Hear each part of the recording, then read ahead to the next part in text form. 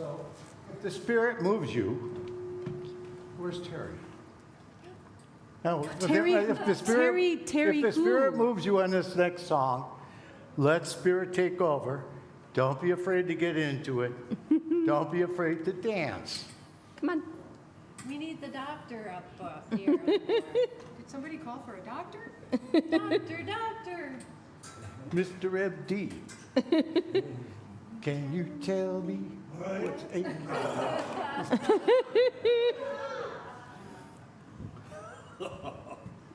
I think we have the wrong song up there. Good morning, everyone. It's just the graphic for the day. All right, everybody, you ready? Alive. Are we ready? I think so. Rounding, yes, I see. Oh, everybody forgot. Wrong song. How are we supposed to act dead like that? Not react. How was this on Oktoberfest? Hang on. Let's go. All right, here we go.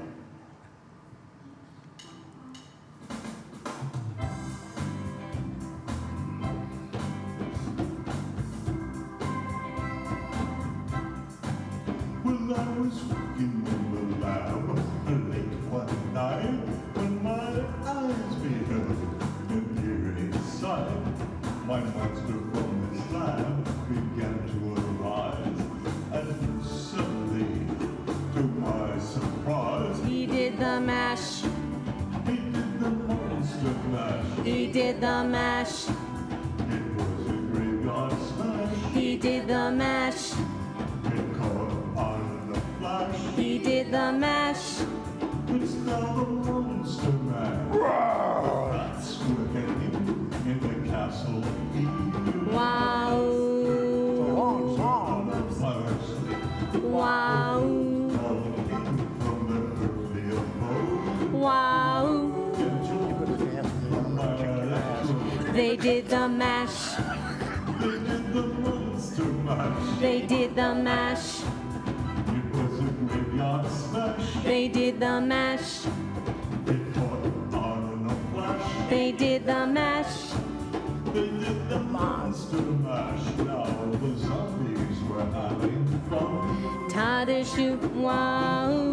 Had just begun. Tadishu, wow. They just included the woodman, Tadishu, wow. Dracula, and his son.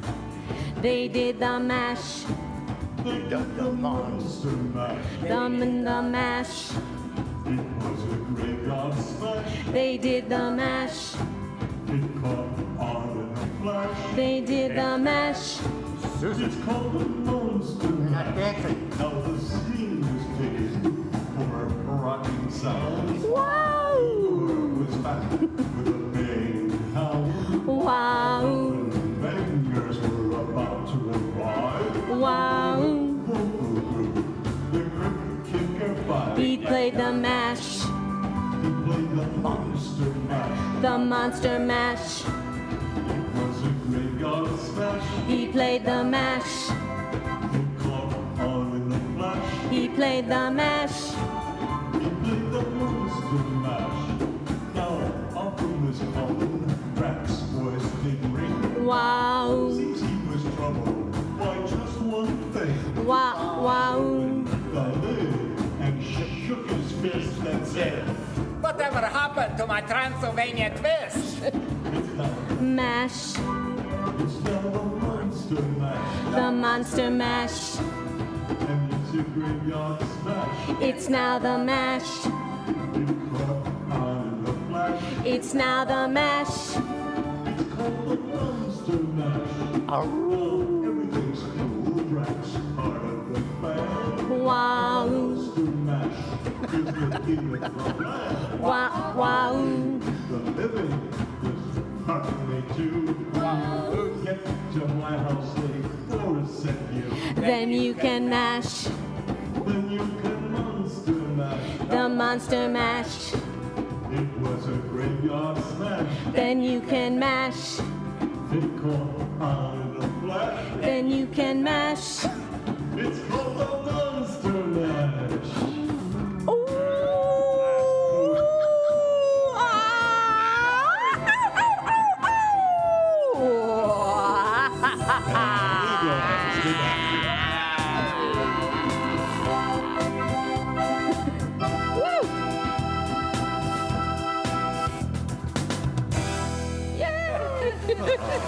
Mash good. Mash Thank you. food. Thank you.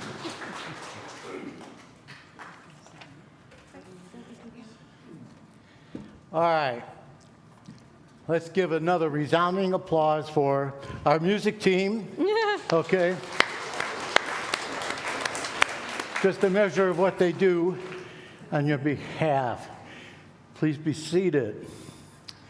Well, one good thing about this opening number is there's no way my message today could embarrass me any more than I've already embarrassed myself. So we got that out of the way, and I'm feeling humble and relaxed. And I'm also feeling joy over the wherewithal to welcome each and every one of you to our service here at Unity of Fox Valley. And that includes those of you that are tuned in on our YouTube channel. I hope that you were dancing in your living room or bedroom or whatever while you were watching that opening song. I also want to take a moment to remind everybody to please silence your cell phones. And I want to ask, do we have any first-time visitors? Anybody here for the first time? Okay, just us monsters. Okay, with that, I want to invite Pam to please come forward and light our Christ candle and share with us today's daily word reading.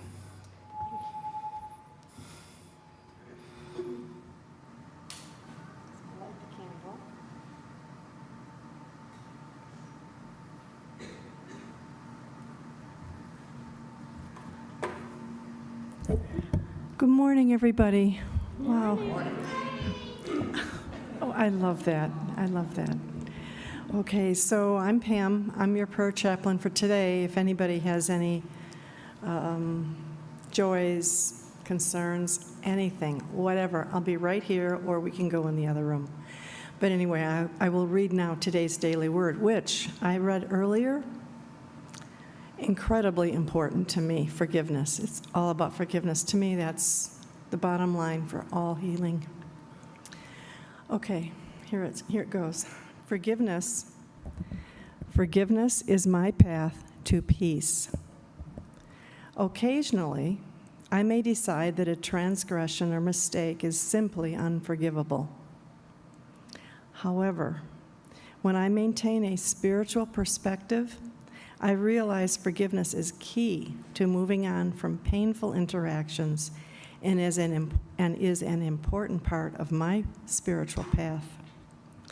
Releasing unforgiveness may be one of the hardest things I will do,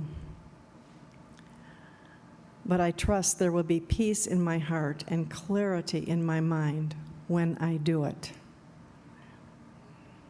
Whether I struggle to forgive another or myself, I trust there is no judgment or condemnation in spirit. Whatever the error, the divine presence within can help me transcend it. There is no pain, no hurt that is greater or more enduring than God. This is the comfort and promise that helps me forgive and know lasting peace. So this is from Luke 6:37. Do not judge, and you will not be judged. Do not condemn, and you will not be condemned.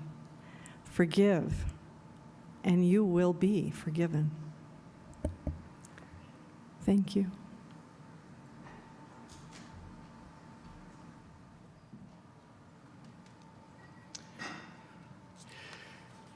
And now I invite all of you to please join with me in praying the Irish Celtic prayer, which is found in the bulletin and on the screen.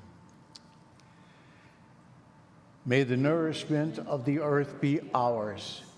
May the clarity of light be ours. May the fluency of the ocean be ours. May the protection of the ancestors be ours. And so may a slow wind work these words of love around us, an invisible cloak to mind our lives. And now, if you will, I invite you to return to your feet and please join in singing and praying the Lord's Prayer. Our Father, which art in heaven, hallowed be thy name. Thy kingdom come, thy will be done in earth as it is in heaven. Give us this day our daily bread, and forgive us our debts as we forgive our debtors. And lead us not into temptation, but deliver us from evil. For thine is the kingdom, and the power, and the glory forever. Amen.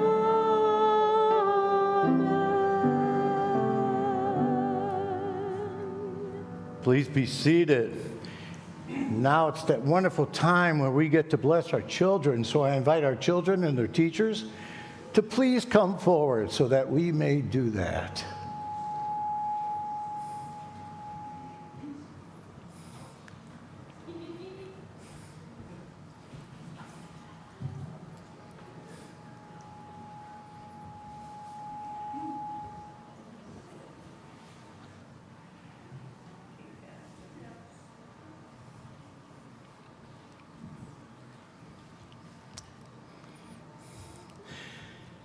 Absolutely terrific.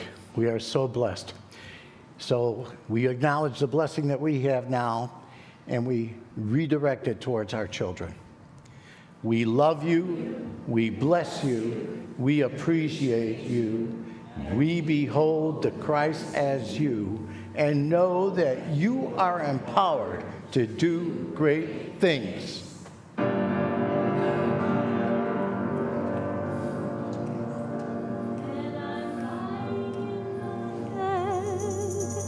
And the furniture starts creeping, I'll just laugh and say, hey, cut that out, and get back to my sleeping, 'cause I know that God is biggest and he's watching all the while. So when I get scared, I'll think of him and close my eyes and smile. God is bigger than the boogeyman. He's bigger than Godzilla or the monsters on TV. God is bigger than the boogeyman, and he's watching out for you and me again. God is bigger than the boogeyman. He's bigger than Godzilla or the monsters on TV. God is bigger than the boogeyman, and he's watching out for you and me. Watching, watching, watching. Watching, watching, watching.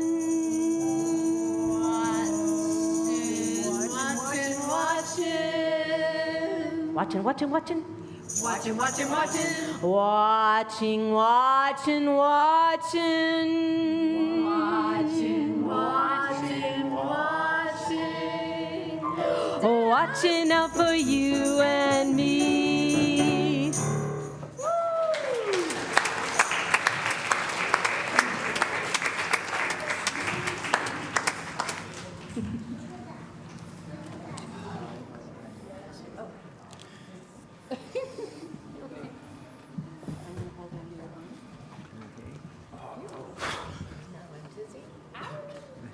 Oh.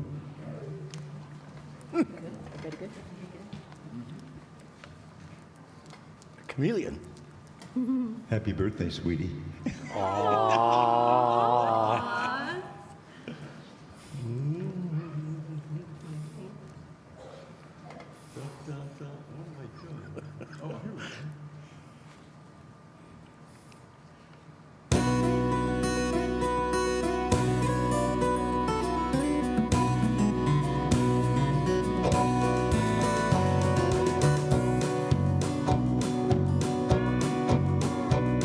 An old couple came riding out one dark and windy day.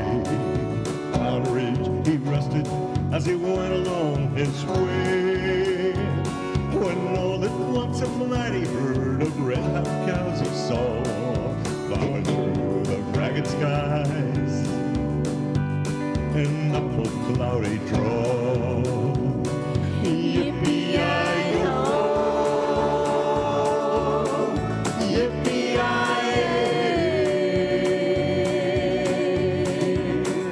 those riders in the sky. Their brands were still on fire, and their coats were made of steel. Their horns were black and shiny, and their hot breath he could feel. A bolt of fear went through him as they thundered through the sky, for he saw the riders coming hard, and he heard their mournful cry. Yippee-yi-yo,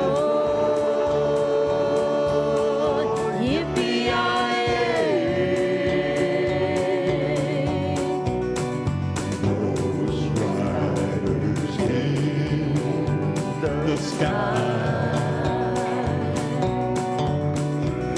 Their faces gaunt, their eyes were blurred, their shirts were soaked with sweat.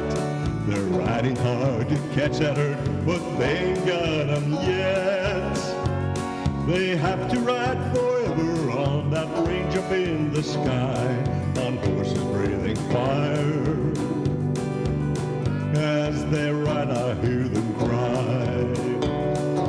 Yippee-yi-yo, yippee-yi-yo.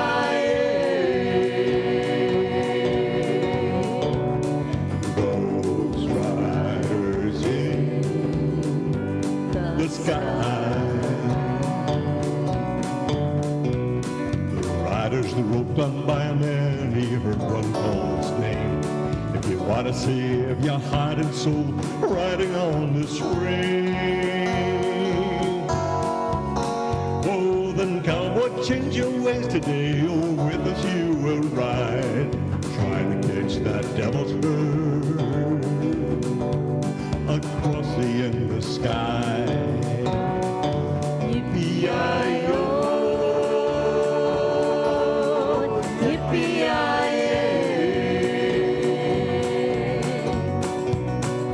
those riders in the sky.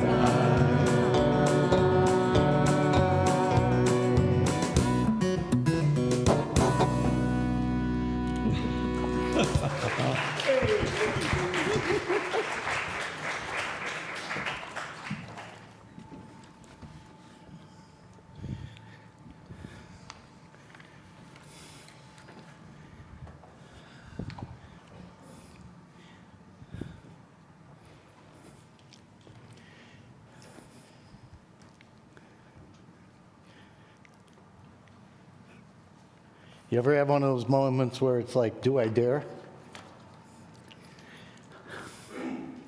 I dare. It was by Johnny Cash. I always thought Johnny Cash was a paid toilet. I do have a short story for you today. There was this fellow who had a weird problem. His car was haunted. He had a ghost in his car. And so he gets a priest to come to try to get rid of the ghost. And the priest is successful and gets rid of the ghost. And then he turns to the fellow and says, That'll be $250. And the fellow absolutely refused to pay. So 2 weeks later, his car was repossessed.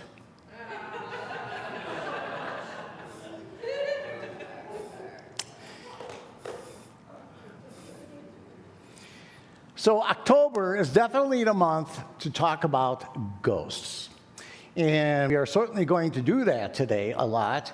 And we're also going to do that a little bit next week before Halloween. And our topic today is ghost riders in the storm. Not in the sky, but ghost riders in the storm. And I want to share with you that as a kid, I was absolutely terrified of ghosts. I didn't even trust Casper, okay? I never took up a musical instrument because I was even afraid of sheet music. That's the end of this, I promise. But actually, there's a basis for how afraid that I was as a kid, because at a very young age, I'm going to guess I was like 9, my mother dragged me off to see movies like 13 Ghosts and A House on Haunted Hill, okay?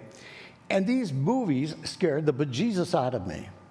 And on one occasion, around the kitchen table, this is true, this is a true story, I'm not making this up, my married sister and her husband and my brother-in-law were sitting there, and they were talking to my mom and my other sister.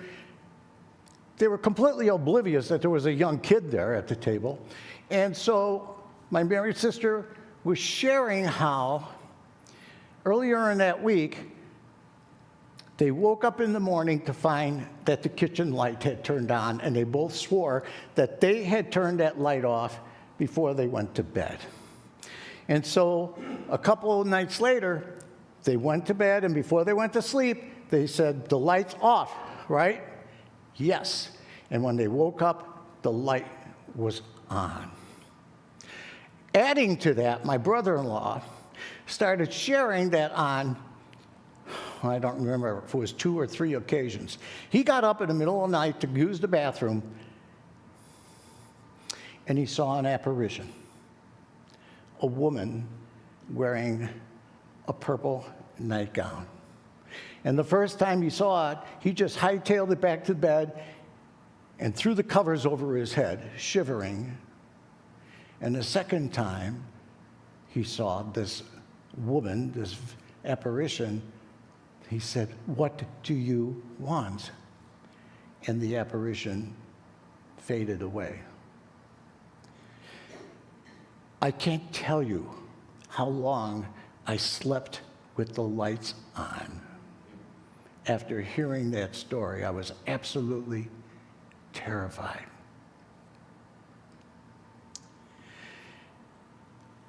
We all have kind of this built-in thing to be afraid of ghosts because, well, first of all, they're different. And we're always afraid of different, right? But we also have this society, this culture, which has taken spirits for the most part and demonized them, turned them into something that is haunting and hairy and scary and terrifying in some way, shape, or form. So we have this natural aversion to it. And the Halloween holiday absolutely plays this up big time. So, in putting this talk together, I want to share with you that lately I've been kind of trying to do some writing. I've always wished that I could write a book, and I was always intimidated about doing it. And then I just reached a stage in which I said, you know, hell's bells. I'm not getting any younger if I'm not going to do this soon when, okay? So I started putting some ideas forth, and I came back to what I had written a couple days later, and I looked at it and I said, well, this is really lame. And I thought, and I went through the process of rewriting it, and then I had a realization. That's why there are ghost writers. Okay? That could take maybe a good story or a good thought, a good premise, and do the work of organizing it, cleaning it up, punching it up, bringing it to a state where it is readable and something that would catch on with people, that they would actually want to read the book. And so maybe now you're thinking, hey, wait a minute over here, Reverend Mike. I thought you said this is about ghost riders in a storm, and you're talking about ghost writers. But there's a connection. And the connection is this. A ghost writer is somebody who did what I just said, cleans things up, organizes it, puts it into a clearer, cleaner manifestation. A ghost writer is the story itself.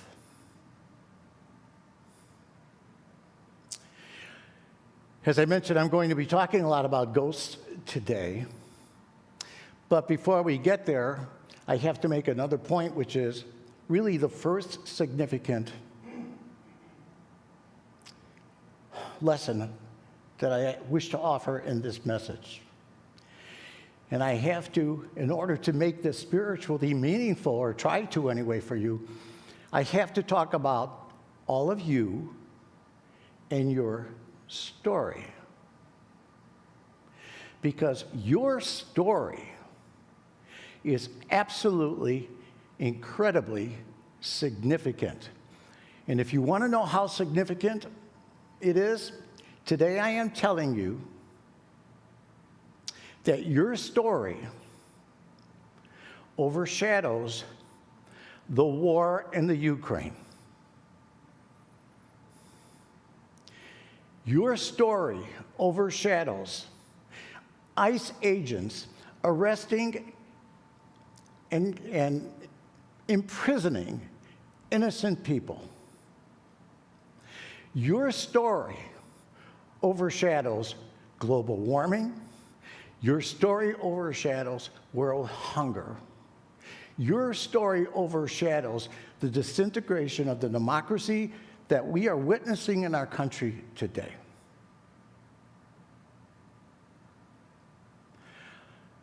I'm telling you, this is so. Why? Because God and our Spirit is telling its story through you. That is, in fact, why you are here. That is, in fact, why you were born, to be a physical manifestation of Spirit in the world.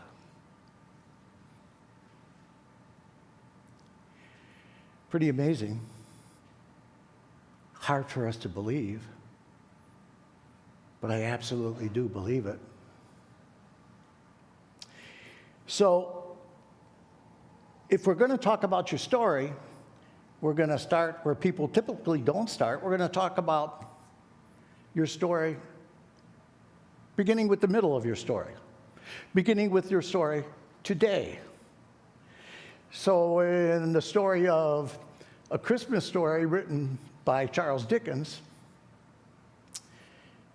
there are 3 ghosts, and everybody, if you know the story and somebody says, what's it all about, you're going to start by saying, well, these 3 ghosts visit this guy Scrooge in order to turn his life around, and then it has a happy ending. But the beginning of that story, A Christmas Story, really starts in the middle. It starts at a time when Ebenezer Scrooge was a crabby old, nasty mongrel curmudgeon who didn't give a damn about anybody or anything. His whole life was centered around money. That was his entire fixation. And the reason that this is significant is because what turned him into that, of course, had some significance, but at that point in his life in which the story begins, it really didn't matter.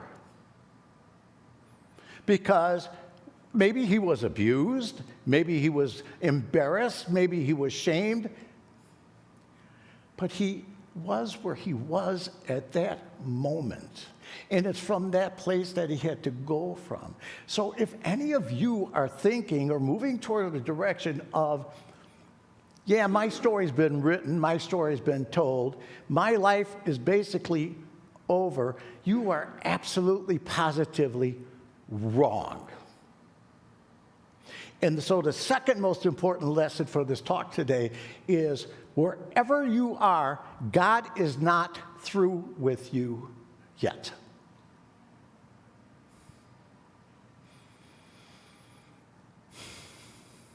So let me ask you this question. Has anybody got it all put together? Is anybody like free of all worries, concerns, troubles, woes? Is anybody liberated from those stupid to-do lists? Is anybody, while we're sitting here, I'm standing, you're sitting, letting your mind wander to those distractions that you have yet to attend to? Is anybody upset in the throes of something that is, really upsetting you, a loss of someone or something?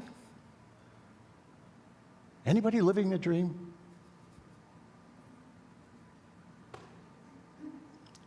It's incredible. One of the most popular genres ever is the genre of soap operas. There are soap operas, The Bold and the Beautiful, okay? As the World Turns, is it The Young and the Brave or The Young and the Living? Okay. These things have had lives that have spanned decades. Maybe it's because we can relate in some way to what's going on with the characters. Or maybe we tune into these things because while we're watching their woes and their struggles, we forget about ours. There are three important elements to an intriguing story. One is that there has to be chaos or a storm.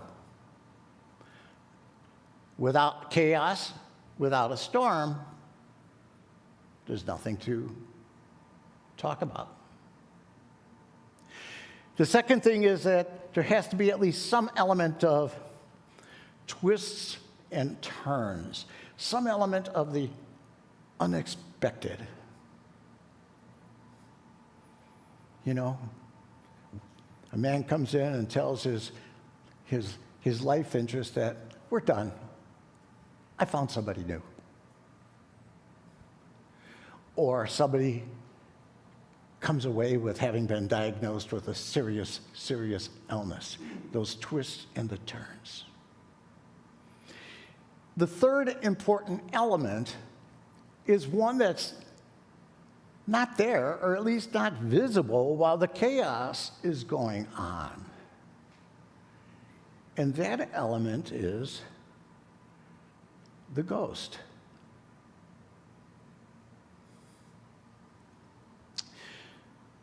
William Shakespeare routinely used ghosts as characters in his play,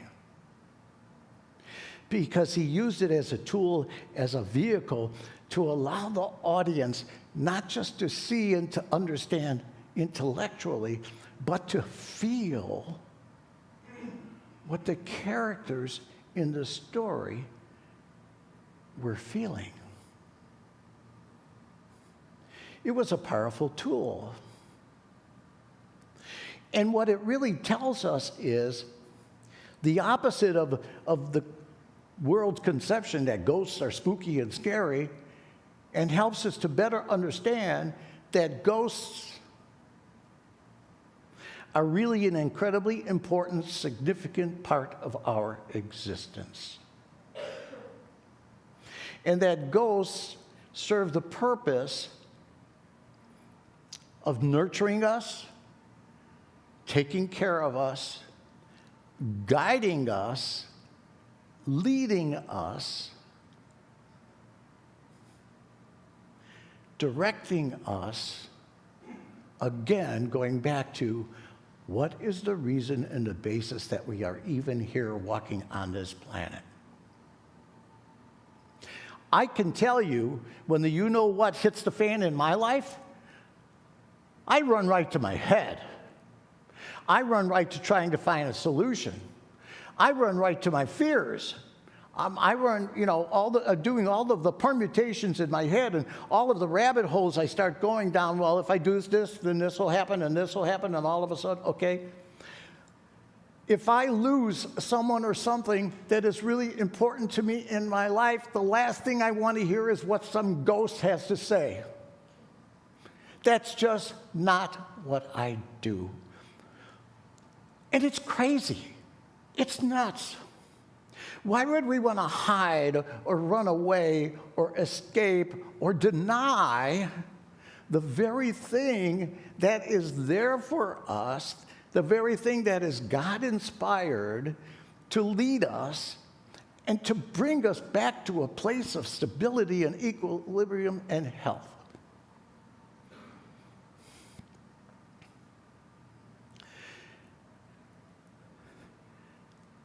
Ghosts, and let me just make this clear, my personal feelings.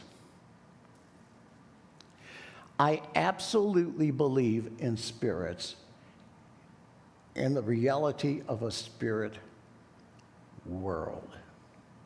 I've had experiences in my own life that are way, way, way, way less dramatic than other people have experienced in their lives.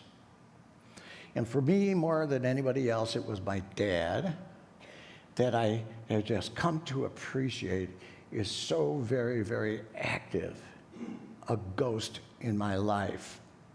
But all I just did by naming that is I placed a tag on it, a manifestation on, that thing, which really is so hard to define.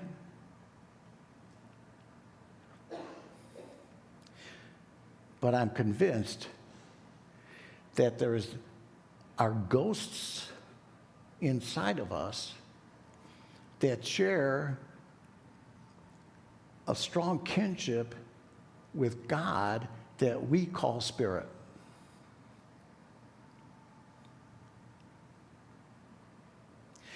Ghosts serve a very, very significant purpose. They take the villains in our life and they try to lead us to a perspective in which we become empowered to take the bad stuff, the villains in our life, and convert them from villains to vessels. Vessels which can lead us out of the storm. Vessels that can lead us to the eye of the storm, where everything is peaceful, regardless of the fact that, there might be winds going around us 100 miles an hour.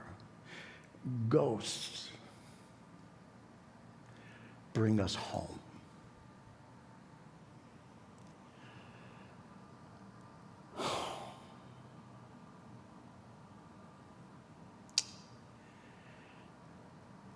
Ghosts are They're the mystical glue that keeps the connection vibrating and alive between ourselves and not just everybody else, but absolutely everybody and everything else throughout the entire universe. I want to share a quick story with you that I only thought about driving in today. I didn't even put it on my talk. This past Monday, I had lunch with an old friend of mine, a friend of 50 years. And as he got into the car, he says, "Mike, I have to tell you a story, which is just proof again how the Lord above is so absolutely good to me."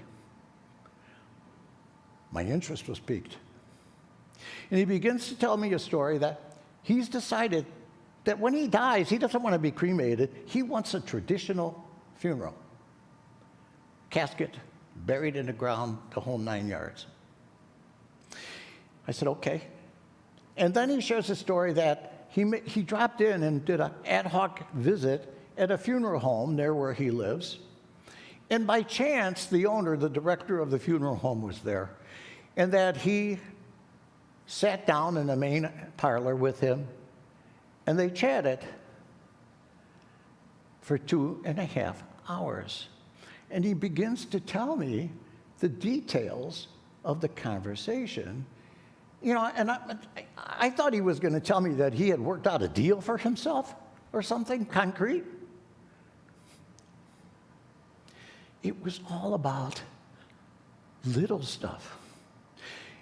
And I got bored listening to him. And I went to that place of, when in the world is this going to end?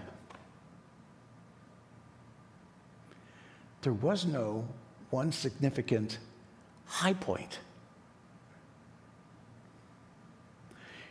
And then I thought about this as the week went on, and it was driving me crazy.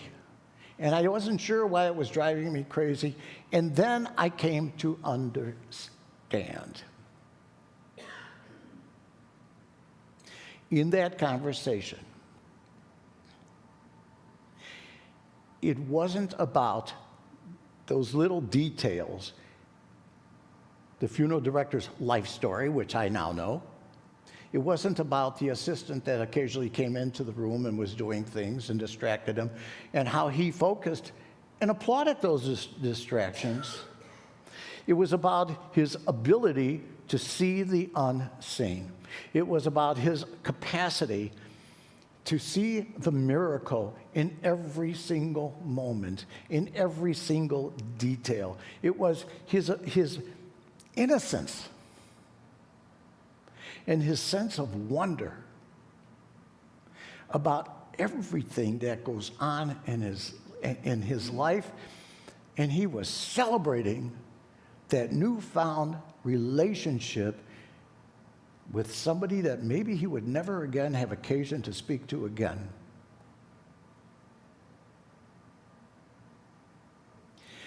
I believe this is what the ghost inside of us is trying to light up. I believe this is what the ghost is trying to ignite. One short, quick scripture story. It's a story in which Jesus calms the storm. And Jesus is in a boat with his apostles, and he's fast asleep. And they're at sea, and all of a sudden a storm comes up. And the winds are absolutely, in full gale and blowing things around. And the waves are rising and now splashing inside of the boat. And these guys were scared. They thought they were going to drown. And so they go and they give Jesus a poke and they say, "Master, aren't you afraid that we're all going to drown?" And Jesus gets up. He rebukes the wind. And he orders the waves to calm down, which they do. And then he turns to his apostles, and he's not happy. And he said, "Why were you so afraid? Have you not yet gained the faith?"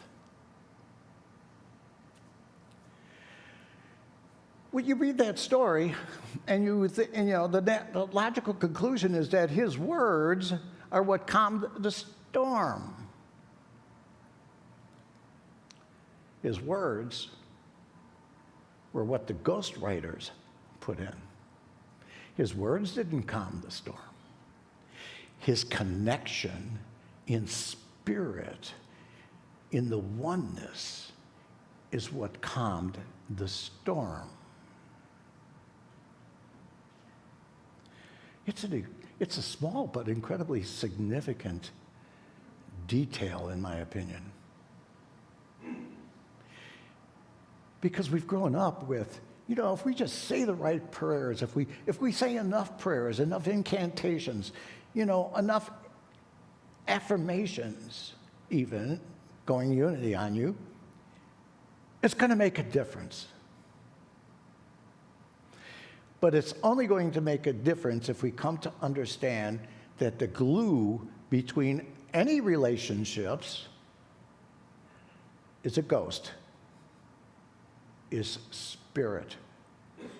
It's the bond that keeps everything flowing and going and allowing you to continue to tell the story that God or Spirit has written for you.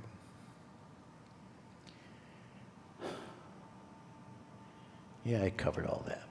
One last thing. Maybe you've experienced this. It's worth a try. Have you ever had a relationship with somebody else that was so honest, so real, so genuine, and the love was so incredibly strong that not the other person, but the relationship itself became tangible? You could touch it in a way that is very real. If you've had such an experience, you were feeling that truth, that reality of spirit, not from without, not just from within, but the whole relationship between the without and the within in a way that is not magical, but absolutely miraculous. You are called to be ghostwriters. You are called to ride the ghosts that are within you. You are called to make it happen. And if you are about that, then absolutely everything else that is going on, every disturbance, every annoyance, every world problem, every lie that is being told, the whole world of politics, really moves into the shadows, not temporarily, but for good. Because you have undergone, by taking that ride internally, into a whole new place. It's tough to do. We don't enjoy the storms of the chaos in our lives, but for some reason we keep running to them. For some reason, it's what we know. And so if you want to be afraid of ghosts, be afraid in the sense that if you dare to become a ghostwriter, things are not going to be the same. Your life will be different. Your life will become more difficult in many ways. But your life will be on track with who and what you truly are. Let's try to get in touch with a few of those ghosts through some prayer.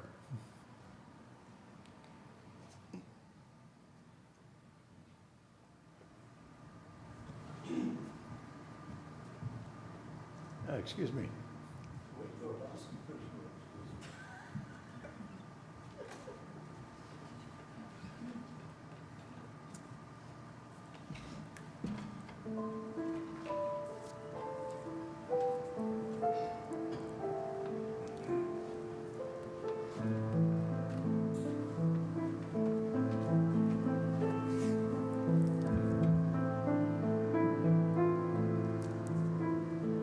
I'm sorry.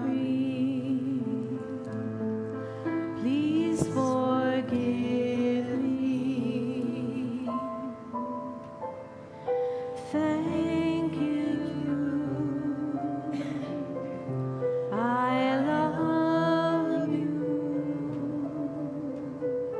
I'm sorry.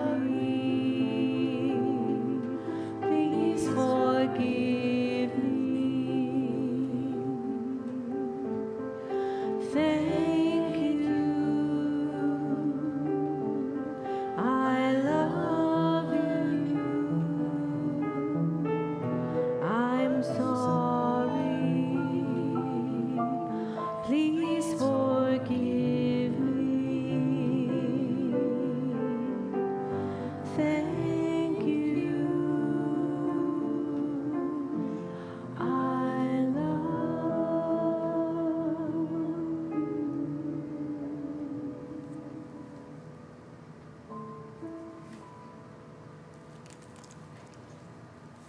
Join me now in prayer. I want to start out a little bit different this morning. I just want to say and express to you, all of you, I really do love you. Not perfectly, but I'm working on it. The ghost in me recognizes, honors, and respects and embraces the ghost within you. It's something that's incredible to me. The tremendous power, a power that is manifested eventually in unconditional love, care, concern, compassion. So join me now in taking a nice, healthy, deep breath.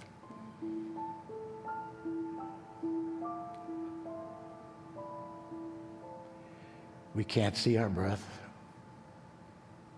but we can feel it. We could feel it on a conscious level, and we feel it on a very, very subconscious, deeper level as it brings life and invigorates that life in our lungs and throughout our entire bodies. And join me now and take another breath.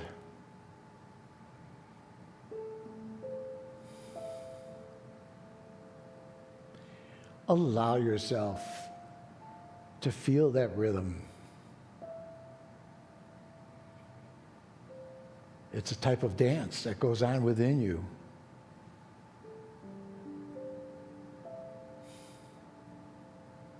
That reminds you that you are alive. And as you take yet another breath, I invite you to go into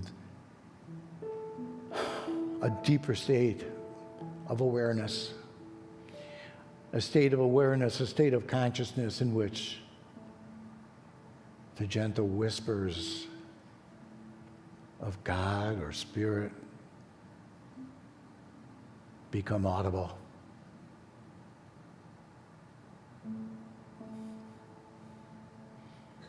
And you go deeper and you begin to understand it's not what you hear with your ears, but what you hear with your entire being, what you feel deep inside, the communion that resonates with you, in you, and through you. a bond that's shared with Spirit. And so you take another breath and you go deeper.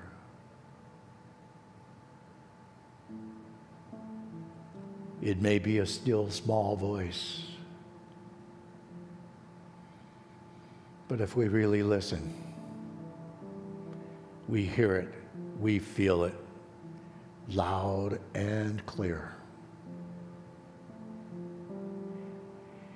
And so now at this time, I just invite you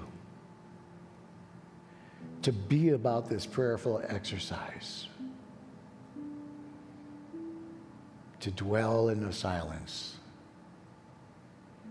and just listen for a few moments.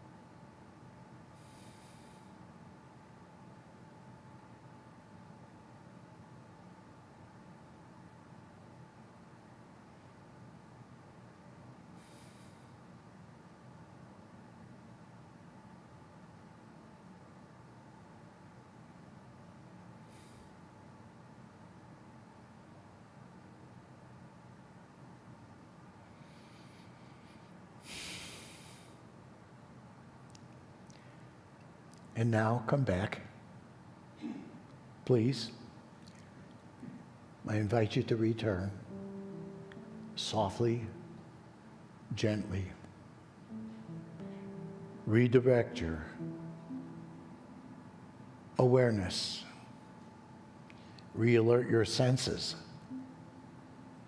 to this room, to this sanctuary. Take notice of the lighting, the colors, the beautiful people next to you or around you,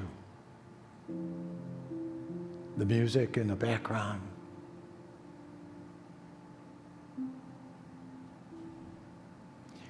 And hopefully, and I am affirming, that in your renewed awareness and consciousness, you have at least touched on those incredible things that we crave: love, joy, hope, peace, compassion.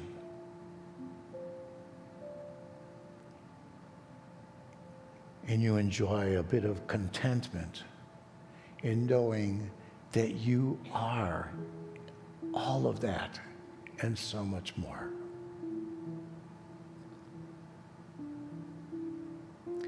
Loving Spirit, we cannot ever thank you enough for this opportunity to come together this morning and pray together. Understanding that we each approach you and that our ears are turned and tuned to the uniqueness of our being, and that is a wonderful thing to celebrate. But also communally, collectively, we grow, we know, we feel, we dare to love, and we dare to brave the storms, some of which may be self-induced, because we dare to answer what we are called to be. We are so blessed by you, Spirit. We get to share in this incredible abundance of life. We are blessed with the power to think, to imagine,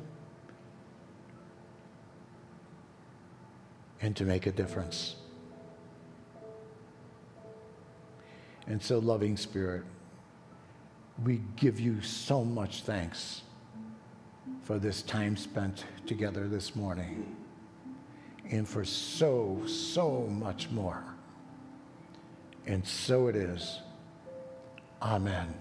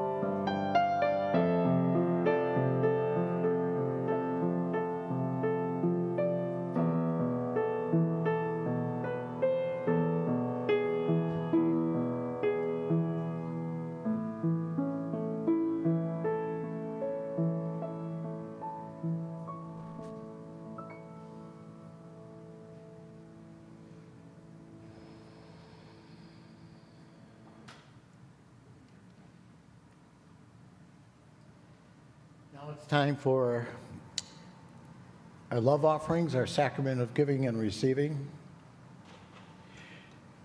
Absolutely, we are grateful for the dollars and cents that you contribute. And absolutely, we marvel at the gift of self that you so consistently contribute, the presence that you establish with everyone else in this loving family that we call Unity of Fox Valley. So I invite you now to join me in praying our affirmations.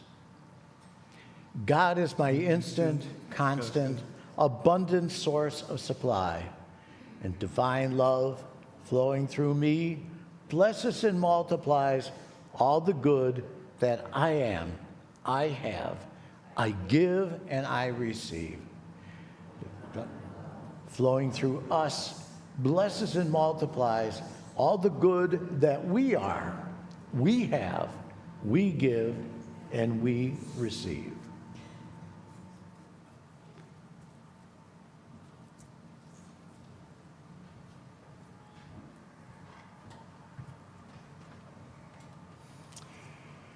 Usually I walk with Susan.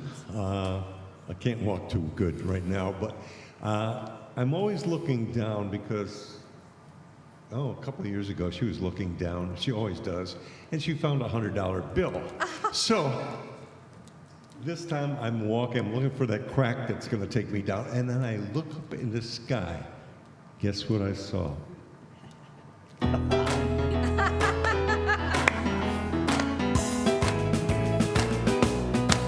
Well, I saw the thing coming out of the sky.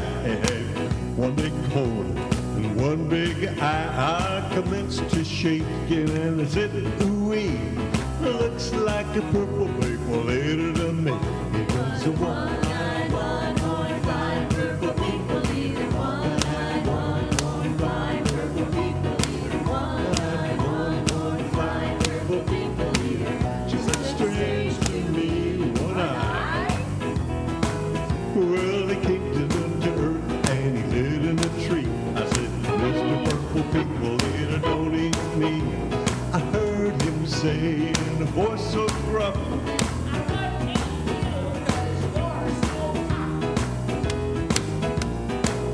it was a one-eyed, one-horned, flying purple people eater. One-eyed, one-horned, flying purple people eater. One-eyed, one-horned, flying purple people eater. She looks strange to me.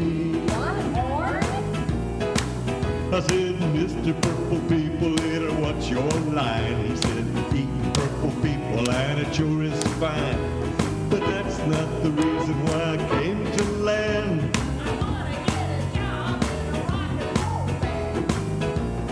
That's my soul, rock and roll, flying purple people eater, Fiji toe, underground, flying purple people eater, friendly little people eater. What a sight to see! Then he swung down from the tree and he lit on the ground and he started to rock, really rocking around. It was a crazy ditty with a swinging tune, singing.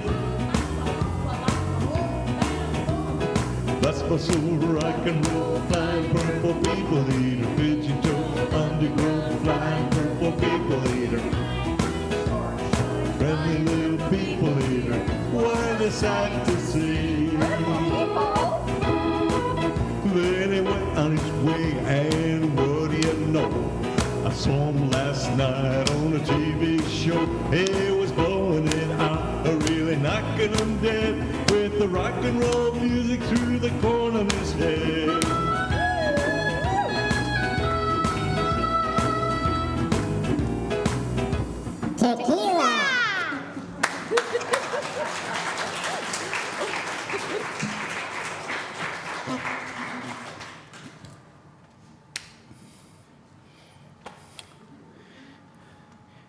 If only we could learn to have fun once in a while, you know? Special kudos and thanks to Terry.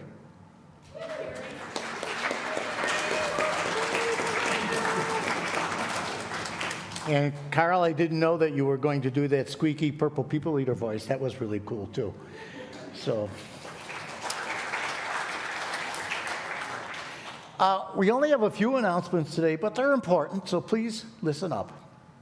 The men's group is meeting online this Tuesday. All men are invited to attend. If you do not know how to log in to the Zoom meeting, please see me or see Rick, and we will make sure that that information is sent to you. For the 22nd year, Unity of Fox Valley will be providing gifts for children who are served by CASA of Kane County. On November the 2nd, the Secret Santa tree will be up, so please be sure to select a tag or tags from the tree, which will be located in the back and a little bit off to the side of the sanctuary. Soup Sunday is not next week, but the week after, so please sign up in the dining room and let Bob know which soup you want to share, so we know how much soup that we have to come up with in order to give soup to everybody. The annual meeting, which is very important, is right around the corner. Everybody is invited to please give some thought on running for the board. If you would like more information, please contact Marie Manella, Alex Christensen, or me. Let me play ghost here for a while, okay? You ought to be giving this some consideration, at least to the extent of asking a few questions of what it involves and what it entails.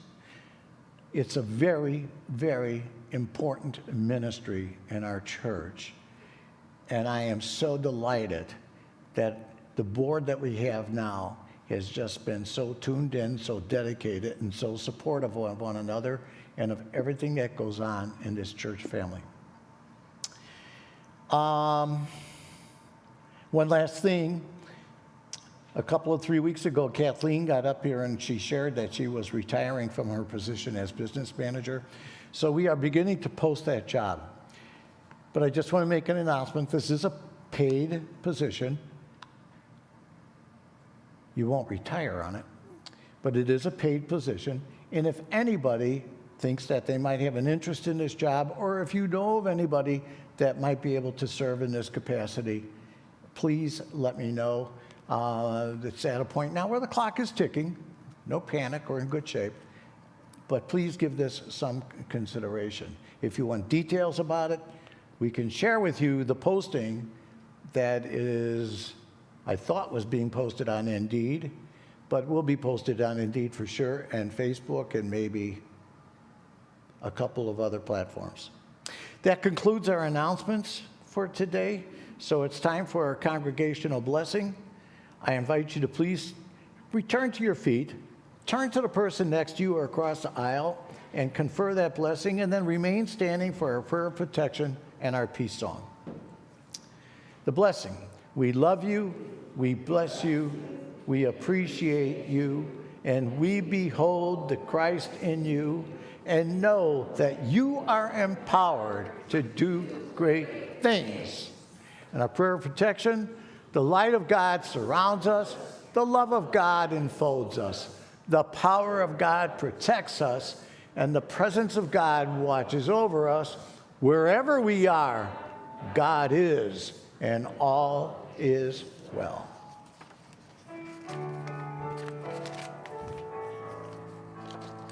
Let there be peace, and let it begin with me.